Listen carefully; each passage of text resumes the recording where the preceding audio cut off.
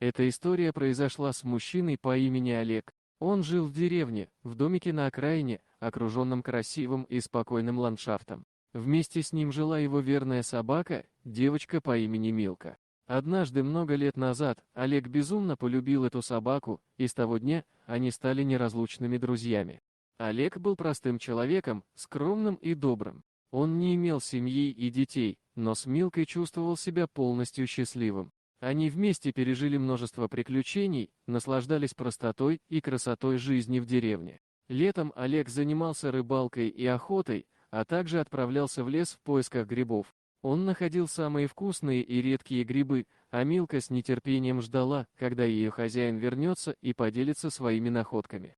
Особенно Олег любил летнюю пору. Гуляя по окрестностям, он любовался красивой природой, слушал пение птиц и наслаждался свежим воздухом. Вечерами он с Милкой садился на берег реки и рыбачил, наслаждаясь спокойствием и тишиной. Милка всегда была рядом, охраняя своего хозяина и радуя его своей преданностью и лаской. Наступила зима, и деревню засыпало снегом. Олег заготавливал дрова, чтобы прогреть свой маленький домик. Он расчищал свою территорию от снега, чтобы Милка могла свободно бегать и играть.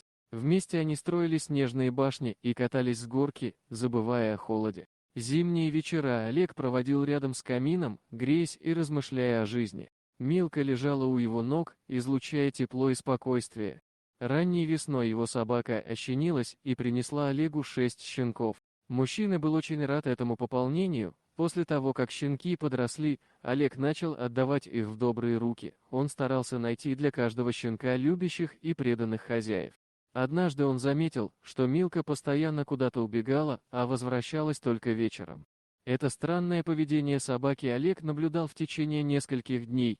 Питомица то и дело убегала со двора, а возвращалась поздним вечером. В какой-то момент показалось, что она отдает часть своих сил. Все реже подходила к миске. И аппетит у нее просыпался только под утро, когда наступало время кормить щенков.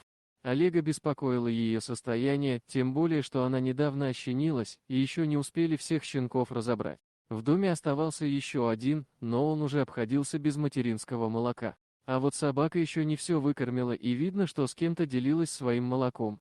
Хозяин решил понаблюдать, кому же, все-таки, его питомица помогает. Ему стало интересно, и он ближе к полудню, когда собака отправилась со двора, отправился за ней вслед.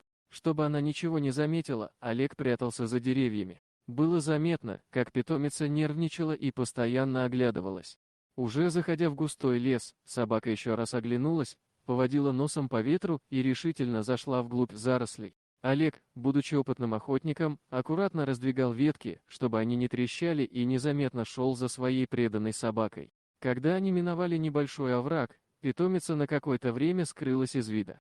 Мужчина испытал некоторую тревогу, думая, что может потерять своего верного спутника, но нет, обойдя пригорок с другой стороны, он чуть не наткнулся на раненого волка. Хищник лежал возле своего логова, и по его изможденной фигуре было видно, что он обессилен и нуждается в помощи. Очевидно, что волк стал жертвой беспощадных охотников, однако было неясно, где находится сама волчица. Олег мог только догадываться. Единственное, что приходило ему в голову, это то, что хищницу подстрелили, волчат сразу не нашли, а сам волк, придя на помощь своей семье, попал в засаду и получил серьезное ранение. Теперь Олег, глубоко задумавшись, полностью осознал, куда все это время исчезала его верная собака. Однако вопрос о том, как она смогла найти волка и его маленьких щенков в глухом лесу, оставалась загадкой для него. Мужчина предположил, что у собак и хищников должно быть невероятно развитое обоняние, позволяющее им чувствовать опасность или зов на помощь на расстоянии нескольких километров.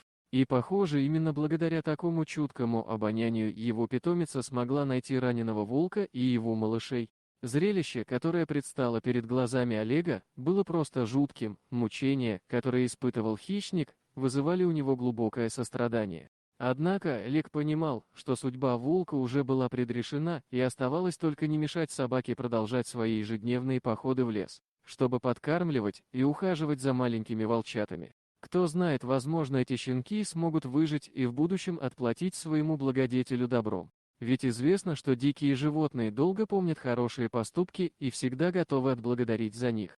И так случилось, что по прошествии нескольких месяцев собака Олега стала все реже бегать к своим подкидышам, ведь они сами начали навещать ее.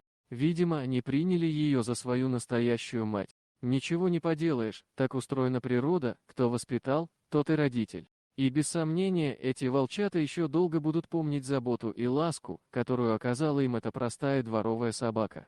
Животные прекрасно помнят добро, оно оставляет след в их памяти, и со временем, возможно, даже через годы, они обязательно отблагодарят свою благодетельницу искренностью.